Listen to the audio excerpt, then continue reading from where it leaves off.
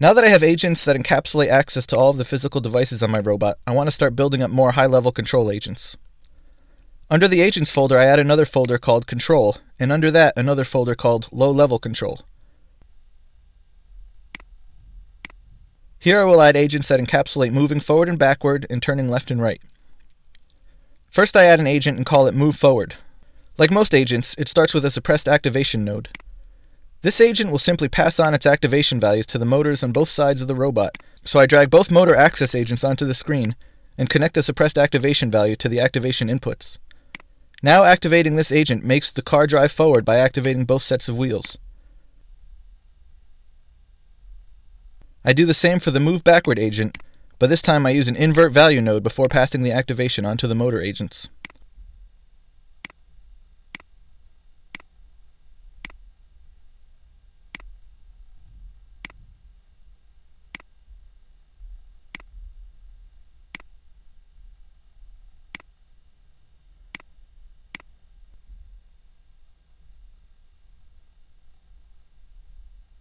Next, I make the Turn Left agent.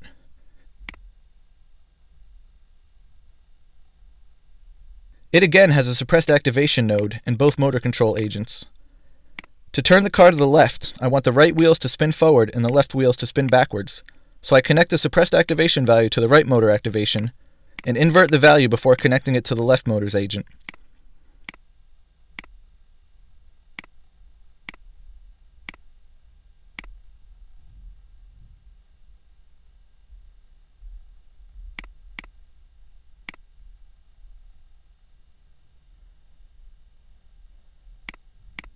I do the same for the Turn Right agent, but instead invert the activation to the right motors.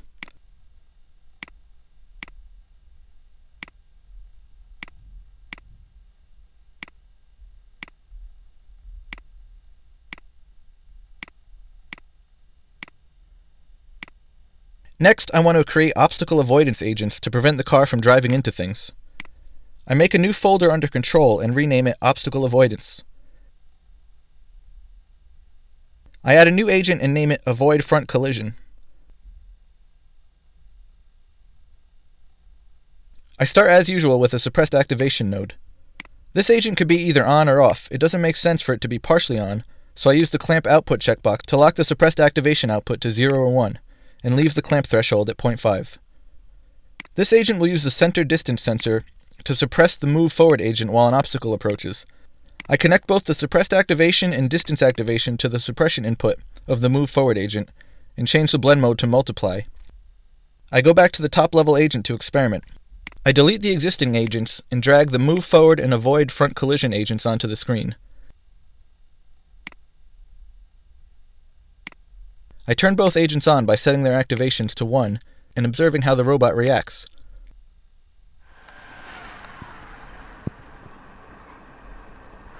It works pretty well. I don't want the car to stop slowing down until it gets a bit closer to the obstacle though. So I go back to the Avoid Front Collision agent and add a transform number node between the distance sensor and Move Forward node.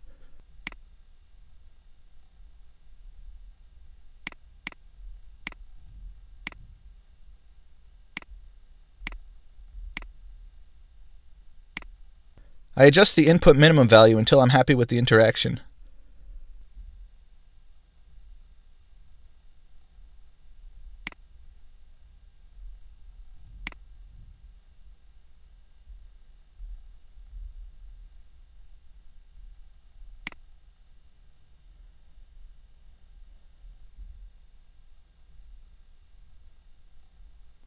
When I'm satisfied, I turn off the Avoid Front Collisions agent and move on. Now the car stops itself before hitting an obstacle.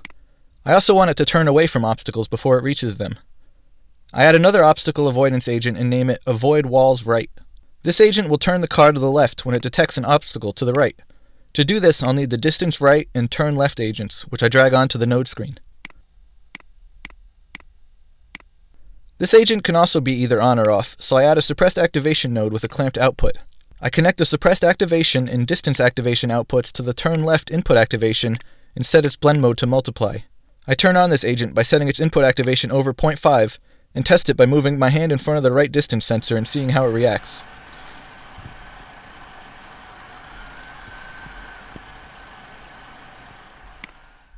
I want to be able to control how hard the car turns away from obstacles, so I add a blend inputs node, rename its input value to gain and make it external, and attach the activation output to the turn left agent's input activation to act as a gain, which I'll set later.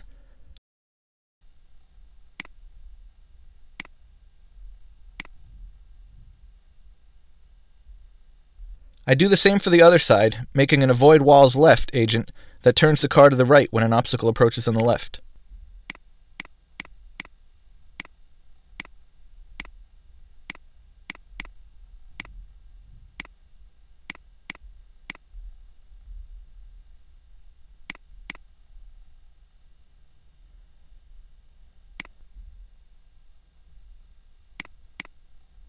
I want to be able to turn all of the obstacle avoidance agents on and off together, so I add another agent and call it Obstacle Avoidance Control.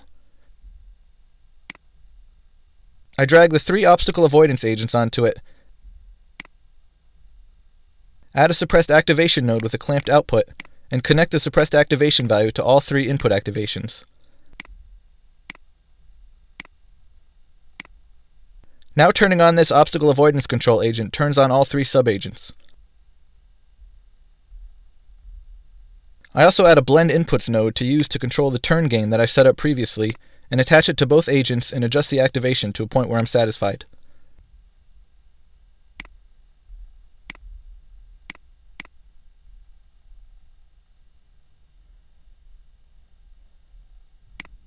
I don't want the obstacle avoidance agents to turn the car unless the car is moving forward, so I drag the move forward agent onto the node screen and attach its suppressed activation value to the gain inputs and set them to multiply to combine with the gain values. I've been working with the robot on my desk to this point. Now would be a good time to really test it out. I go back to the top level control agent and add the obstacle avoidance control to the node screen and make sure both it and the move forward agents are turned on. I use the compile button to compile the final program to the Arduino. I unplug the USB cord from my Arduino, so now I'm just using battery power. I turn the power on and put the car down and see how it reacts.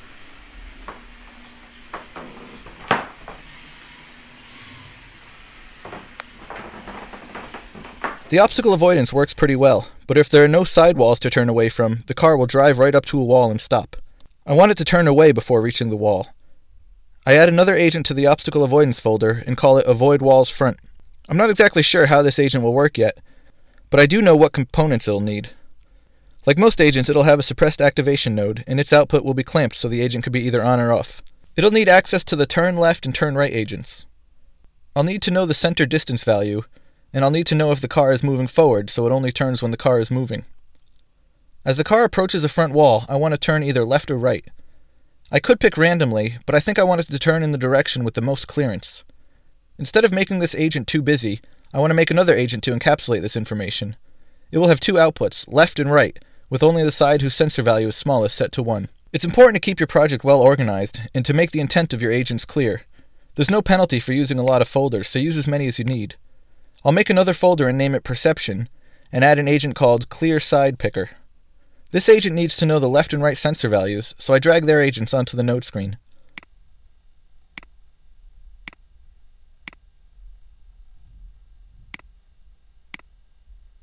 I'll use a difference node from the math menu.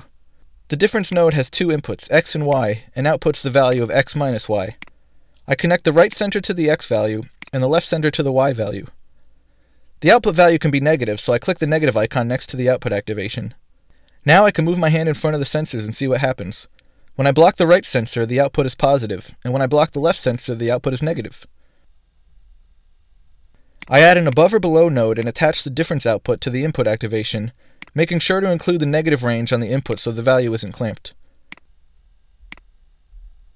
I move the threshold value down to 0, so now when the left side is clear, the is above output is activated, or when the right side is clear, the is below output is activated.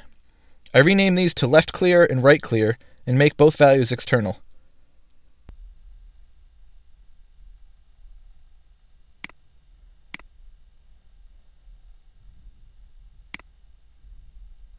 Back on the Avoid Walls Front agent, I drag the new Clear Side Picker agent onto the node screen.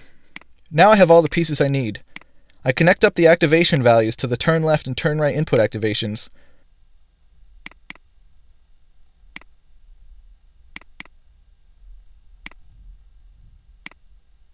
So now when the avoid walls front agent is on, and the car is moving forward and approaching an obstacle, the car turns either left or right, depending on which side is more clear.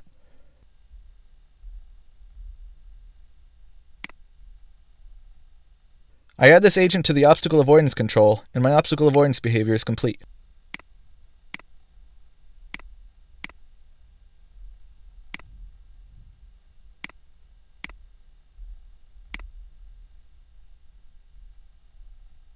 Now I'm going to make even higher level control agents.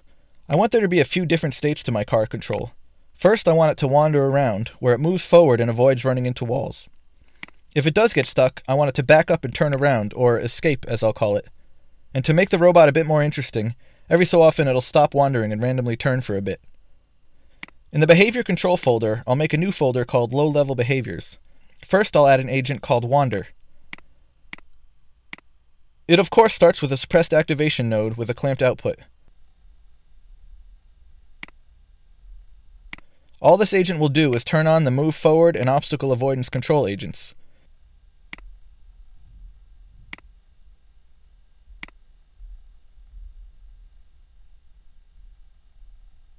I'll add this agent to the top level control so I can easily turn it on and off.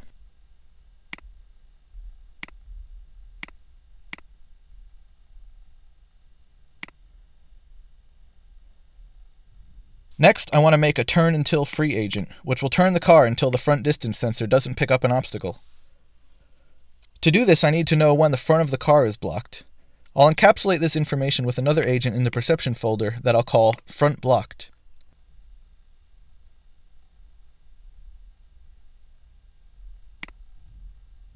First, I add the distance center agent. I want to determine if the front is blocked or not, so I'll use an above or below node and adjust the threshold value so that the isAbove output becomes active when the front is blocked.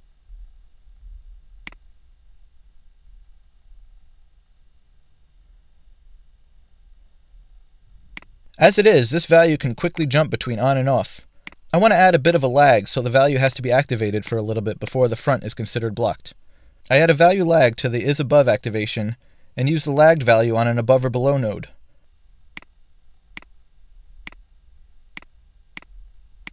I play with the lag and threshold values while moving my hand in front of the distance sensor until it behaves the way I like.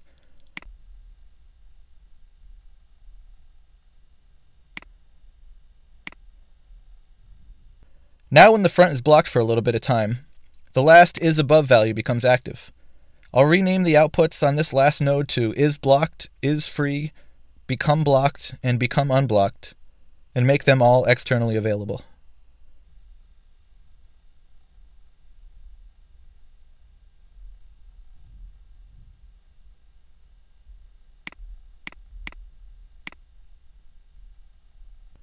I go back to my turn until free agent and drag the new front blocked agent onto it. Again, I'm not exactly sure how this agent will work yet, so I start adding the pieces I know I'll use. I'm going to want the turn left and turn right agents,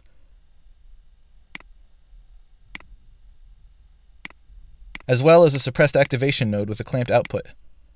The turn until free agent will be started with a trigger and be on until the front becomes unblocked. This calls for a switch node, which can be turned on and off. I can click the turn on input trigger to turn the agent on. To turn it off, I'll use the become unblocked trigger from the front blocked agent.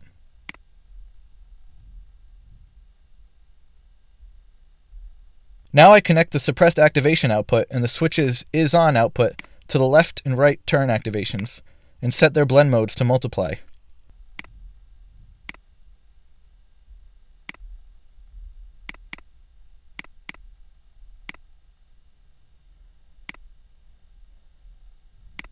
Now when the agent is activated and the switch is turned on, both the left and right turn activations are turned on. I only want one of them turned on at a time. I could use the clear side picker agent again, but this time I want to pick randomly, so I add a random number node. I'm going to use this node's refresh trigger as an external trigger to turn this node on. Clicking the input trigger outputs a new random number. I'll run that number through an above or below node, so when the random number is above the threshold it means turn to the left, and when it is below it means turn to the right. I attach those outputs to the turn inputs, and attach the random number refresh trigger to the switch's turn on trigger, And now the agent is starting to behave the way I want.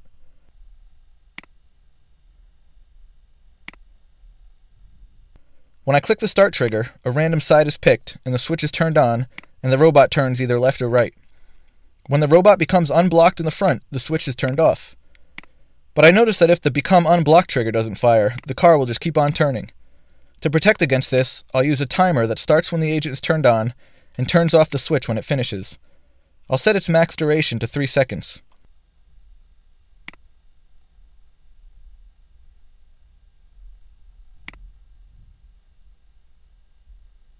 I want a few more pieces of information available outside of this agent.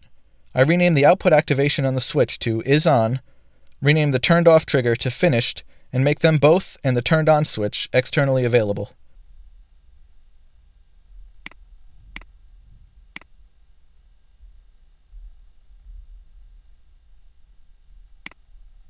Now that the agent is done, I'll add it to the top level control to test it.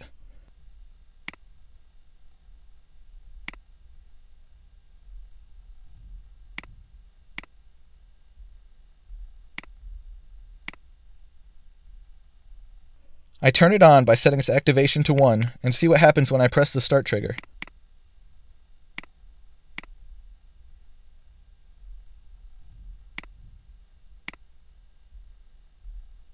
The Is On output becomes active while the car turns in a random direction, and after 3 seconds it stops.